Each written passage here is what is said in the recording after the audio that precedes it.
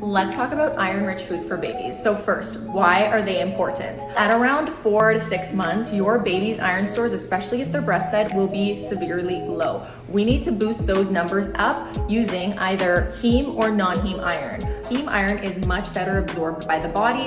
Heme iron comes from only animal flesh, so this includes meats, chickens, fish. Now let's talk about non-heme iron. So non-heme iron are sources of iron that are consumed by vegan babies. I recommend that when you are intaking these non-heme irons, you also include a food that's high in vitamin C because this will increase the absorption. Let's talk about some of my favorite sources of non-heme iron. They include chickpeas, broccoli, and potato.